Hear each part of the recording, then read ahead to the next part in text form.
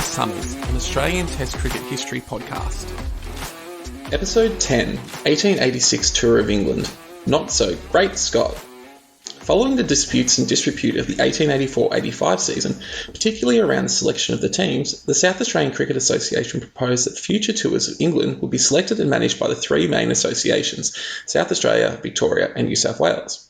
After much debate amongst the local clubs, the Victorian Cricket Association agreed to support the idea, but only on the condition that New South Wales also agreed.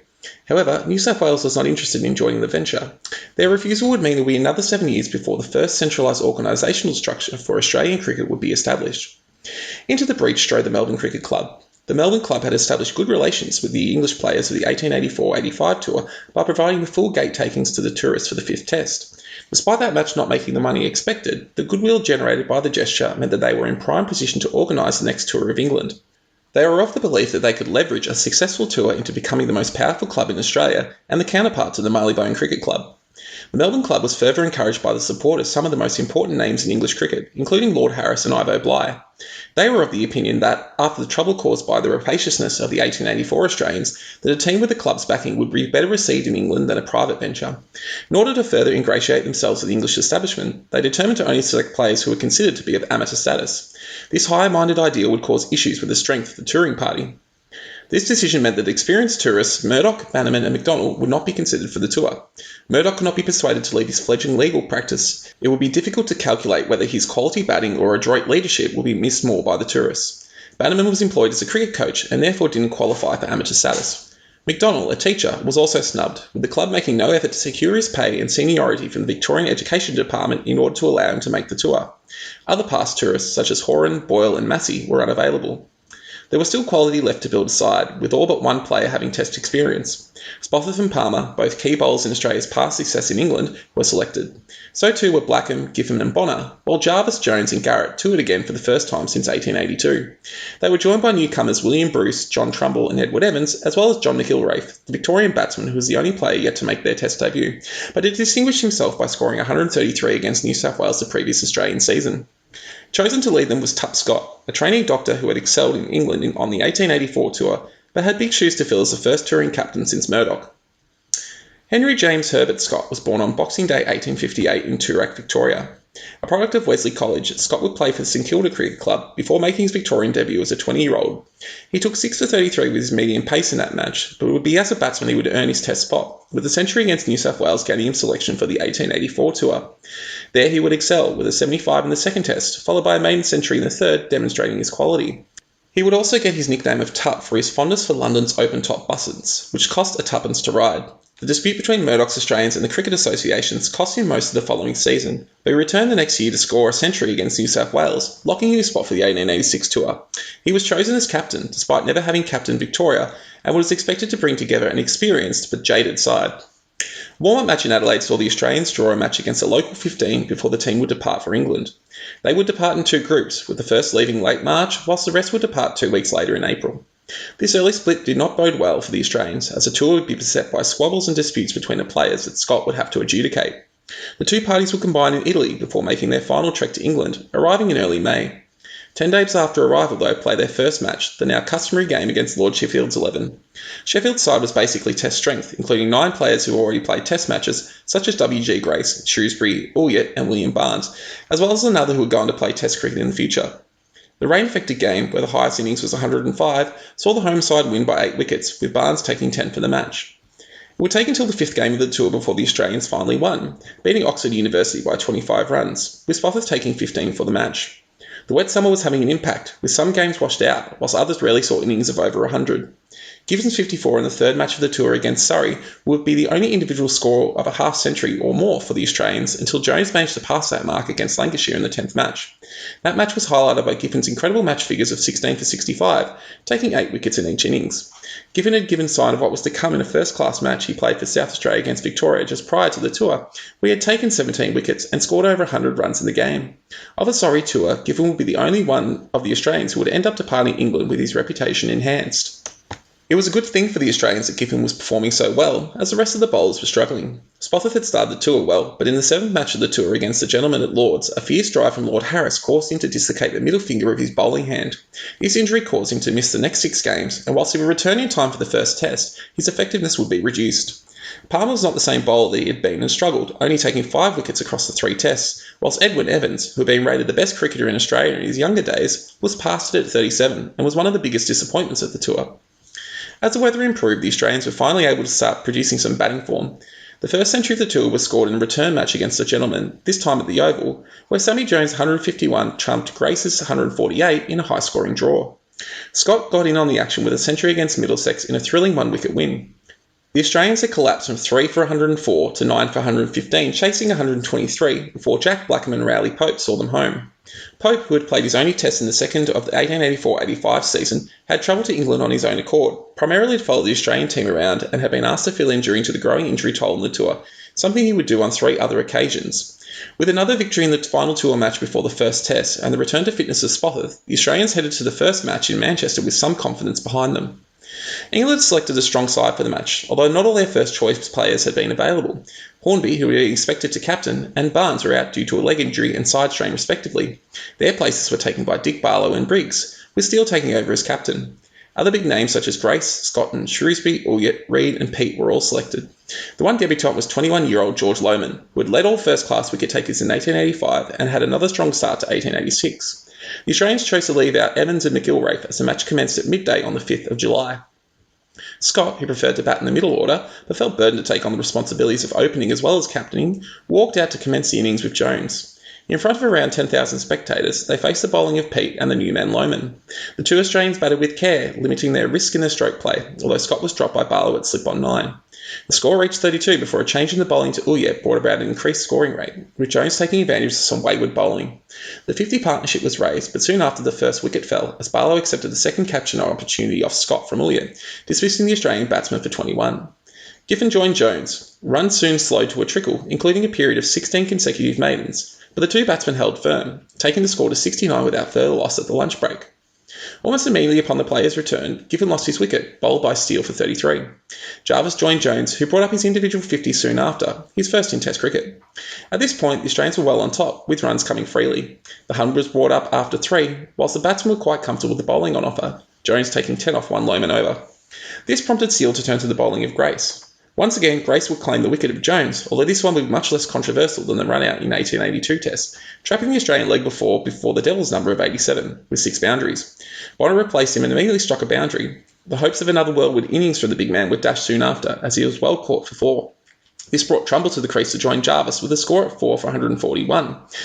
Through careful play, the 2 progressed the score to 181, before Trumbull was dismissed by Steele for 24. This wicket signalled the beginning of the collapse, with the Australians squandering their strong position, losing their last 6 wickets for only 24 runs. Jarvis was the 7th out for 45, falling to Ulyett, whilst Garrett became Lohmann's maiden Test wicket. Ulyett did the most of the damage, claiming 3 of the last 6 wickets to fall, to finish with 4 for the innings. The Australian score of 205 was considered a missed opportunity, given their strong start.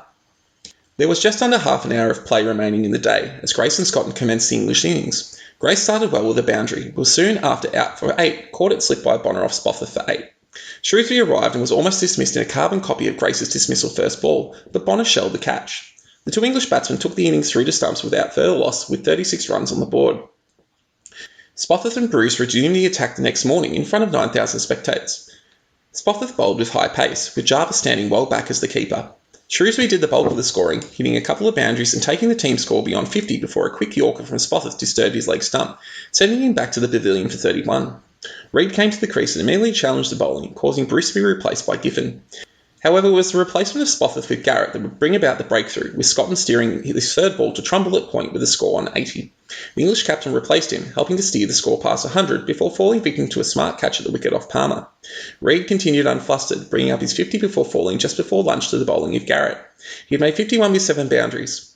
Barlow and Ulyett took England through to lunch without further loss, with the score at 5 for 140. The game was finally balanced. With a strong bowling performance, there was still a chance for the Australians to gain a slender advantage. Ulyett attempted to wrest the momentum with some big shots, but fell for 17, bowled by Spofforth. His replacement Briggs could only muster a single before becoming the Demons' 4th victim, with the English now 6 down and trailing by 45 runs. This brought the debutant Lohmann to the crease to join Barlow. He was nearly out for one, but Palmer misjudged a catching chance at long on. Taking advantage of this life, Lohmann batted with the freedom of youth, hitting Spofforth for multiple boundaries and taking the score quickly past 200. This caused Spofforth to be replaced by Giffen, who managed to get the breakthrough just as the English passed the Australian score, bowling Lohmann for a well-made 32. Palmer claimed the final 2 wickets to finish with 3 for the innings, but not before the score had been taken to 223. Barlow remained undefeated on 38 as the English took a slender lead.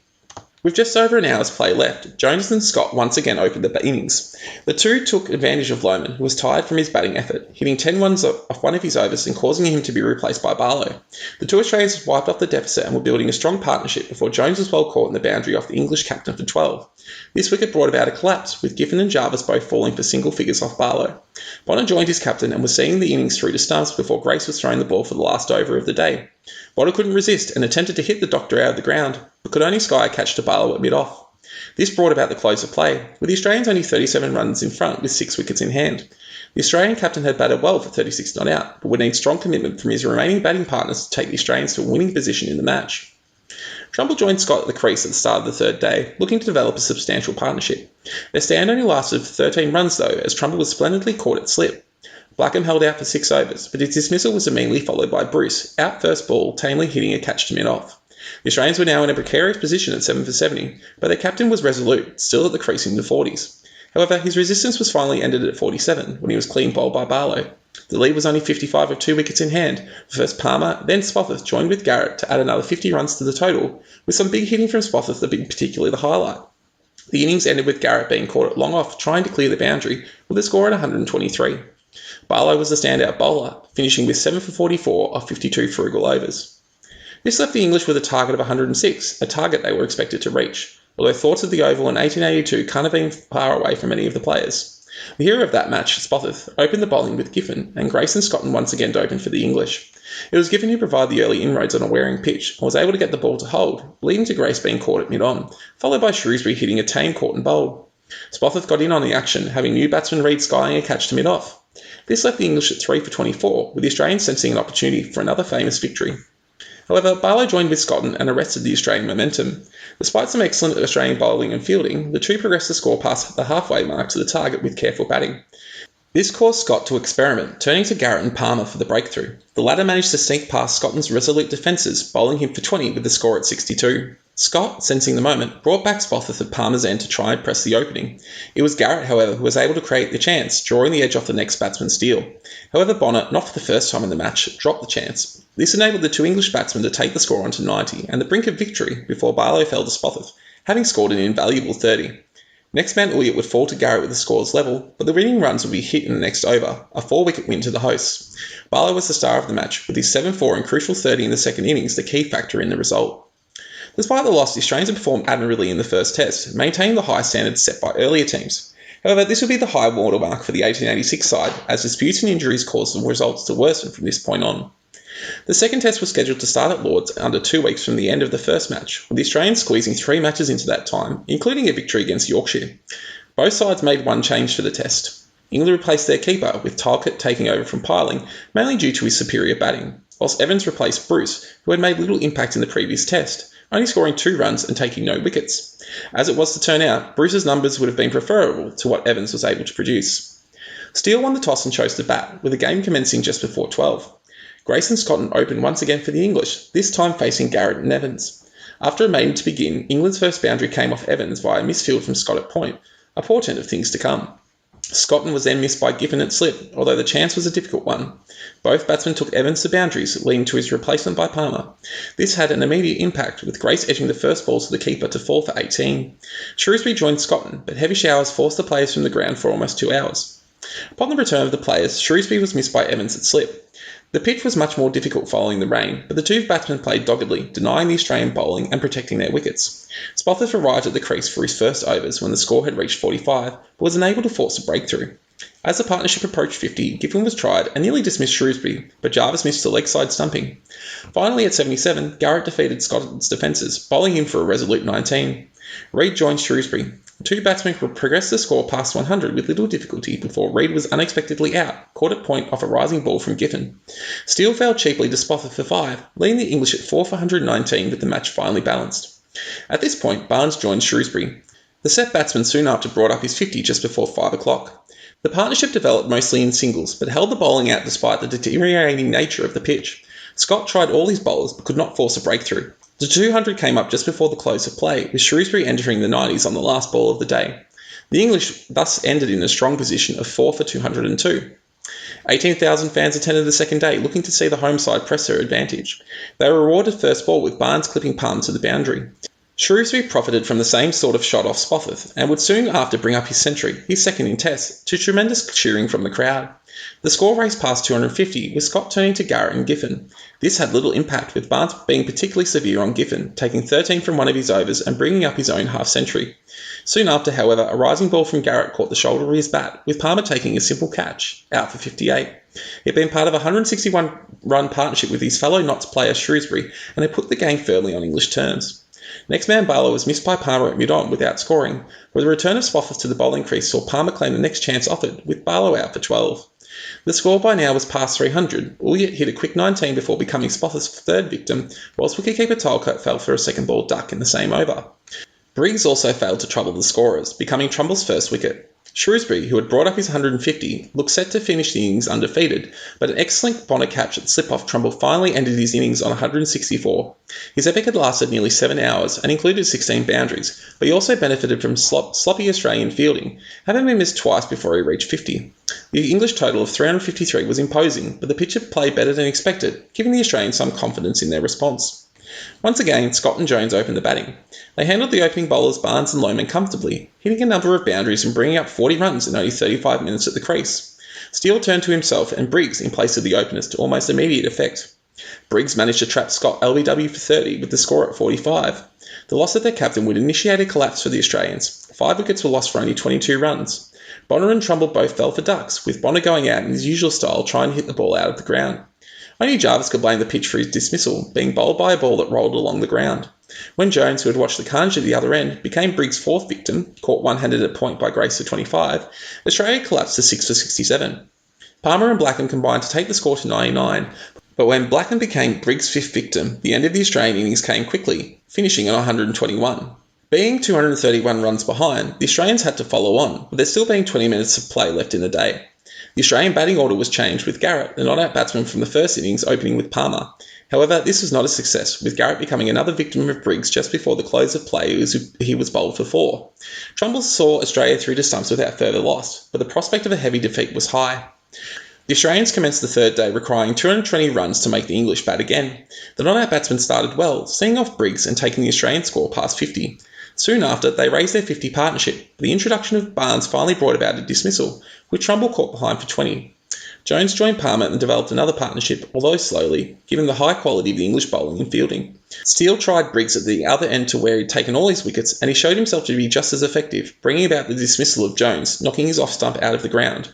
From here, resistance collapsed from the Australians. Scott could only manage 2, whilst Giffen scored 1 less. When Palmer was out for 2 short of his 50, caught at mid-off off Barlow, it was only a matter of time before the English claimed victory.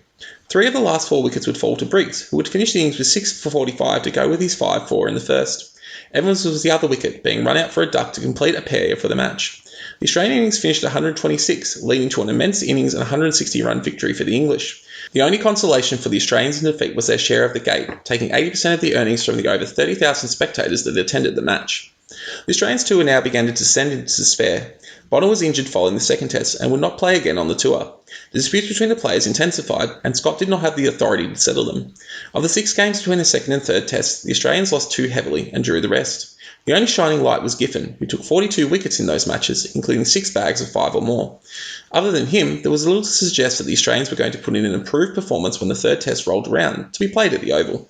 With Bonner out, Bruce returned to the side. McIlraith, who had only had 1 score over 50 for the entire tour, was surprising in giving a debut, with Jarvis left out of the 11. The English run changed following their impressive victory. Steele again won the toss and chose to bat. The form bowler Giffen commenced proceedings just after midday with Garrett at the other end. Scott and Grace were at the wicket for the English, with 11,000 spectators braving the gloomy weather. The Australian bowlers started tidily, with only 6 runs on the board after 16 overs. The pressure got to WG, nicking a ball from Garrett to Scott at slip. It was a simple chance, but setting the tone for the Australians' performance, the Australian captain couldn't hang on. This would prove to be a costly drop. Given a second chance, Grace chose to celebrate by lofting a ball from Garrett over the infield.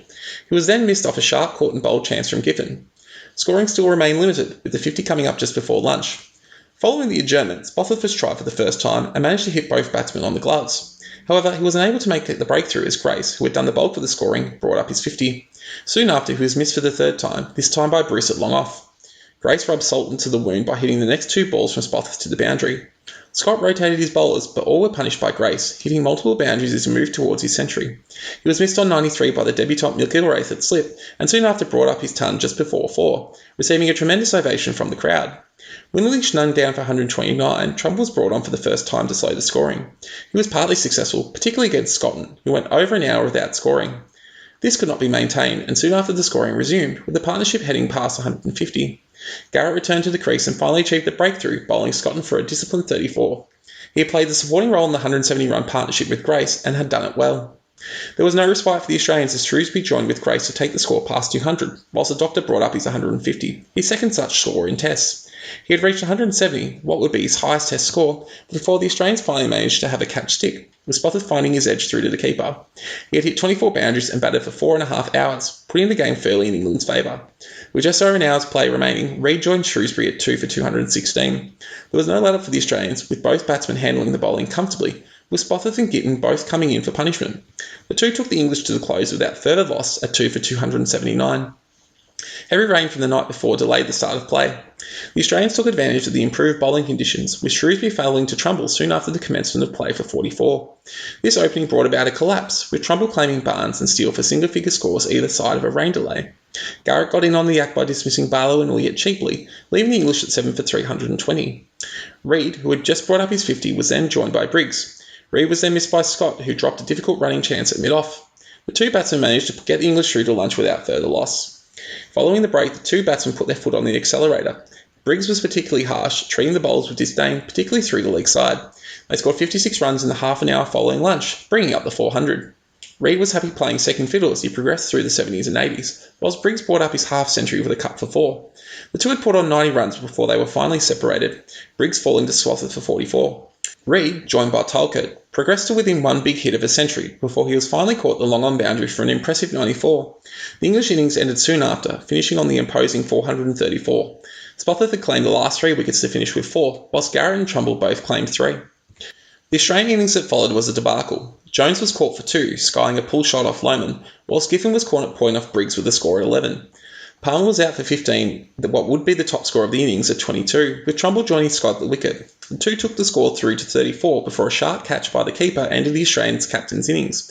This signalled a sharp collapse, with Australia losing a further 4 wickets for only 15 runs. A small partnership was formed between Evans and Bruce, but when Bruce was out at 67, the innings would end only 1 run later. Compared to the 300 overs faced by the English, the Australian innings had only lasted 1/5 at that time, with Lohmann and Briggs each bowling 30 overs unchanged. Lohmann was the star. Having only taken 1 wicket across the first 2 tests, he demonstrated the skill he was known for in county cricket, taking an impressive 7 for 36. Briggs played an excellent supporting role with 3, including a superb caught and bowled off Blackham, jumping high in the air to claim a one-handed catch. Being over 300 runs in the lead, it was an easy decision to make the Australians follow on. Evans and McIlwraith opened for the Australians and managed to see through the 9 overs to the close of play without loss at none for 8. The game recommenced on the Saturday with what felt like a fait accompli, with the Australians still 358 runs behind. The English were relentless with their line and lengths, with the pressure building to the point McIlwraith called for a second run that wasn't there, causing Evans to be run out by Grace. McIlwraith soon joined his opening partner back in the pavilion, well caught behind off Briggs for 3. Number 3 Jones fell for 2, whilst the captain Scott skied a ball to Grace to be out for 4, with Lohmann being the bowler on both occasions. The Australians were 4 for 30 and in danger of not even passing their dismal first innings performance. However, Palmer, who joined Giffen at the crease, finally provided some resistance. They held out the bowling to the extent that the first English bowlers other than Briggs or Lohmann had to be tried for the match, first turning to Barlow and Barnes, followed by the captain bringing himself on. The two batsmen managed to bring up a 50-run partnership before Steele made the breakthrough, having Palmer stumped for 35. Trumbull joined Giffen and provided further resistance, allowing the score to be taken past 100. Lohmann and Briggs returned to the bowling crease, and Trumbull only just survived, being dropped by Barlow. However, Briggs managed to get the last laugh, with Reid securing the next chance offered by Trumbull soon after the previous one. Trumbull was 6 out with the score at 120. Blackham came and went for 5 before Giffen was finally dismissed by a sharp caught and bowled from Lohmann. He had made 47 with 5 fours and had been the backbone of the innings, but once he was gone, the match concluded soon after, with Lohmann claiming the final 2 wickets to fall, finishing with another 5 and 12 for the match. The Australians had more than doubled their first innings score, finishing on 149. This still led to a massive loss by an innings and 217 runs, the most decisive result to this point in Test history. Despite their convincing losses in the Test matches, the Australians still remained a big draw, and the tour would go on to be an overall financial success. With still over a month of matches to go, with 13 played between the end of the third Test and the end of the tour in late September. The Australians didn't lose any of these, but most were draws impacted by rain.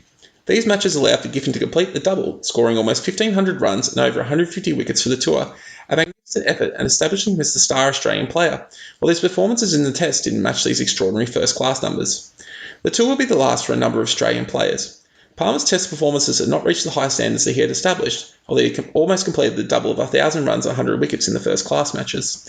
However, upon his return to Australia, he fractured his kneecap, limiting his effectiveness. He would continue in first-class cricket for another 10 years, but his Test career was over, having taken 78 wickets in 17 matches. This was also the last time that English fans would see Spofforth as an Australian player, having done so much to create the rivalry between the two sides. Most sadly, this was the end of the career of the captain Tup Scott. Thrust into the captaincy, he had not shirked his responsibilities, playing in all but one of his team's matches, and stepping forward to open the batting when he much preferred to play in the middle order. However, his performance was reduced, and his inability to unite the side were a major reason why the Australians performed so poorly in the Test matches. Having received a hammering from the Australian press, Scott decided to remain in England at the end of the tour to complete his medical studies. He would eventually return to Australia and settle in Scone, where he became the local mayor, but would never play first-class cricket again. Despite the way it ended, he was immensely proud of both scoring a Test century and having captained his country. The loss of players such as Scott and Palmer were a big blow to the Australian game, particularly as the tour, profitable as it was still bemoaned in Australia for its mercenary nature. Local interest in games would decline, and the advent of a recession at home would also challenge the viability of these matches. However, the following Australian season would also see the rise of new talent who would help establish the next generation of Australian players and rebuild the public's belief in their side. Thank you for listening. New episodes of Endless Summons will be released fortnightly. Please subscribe to be notified of new releases. You can also follow us on Twitter at pod_endless, and you can email us at endlesssummerpod@gmail.com.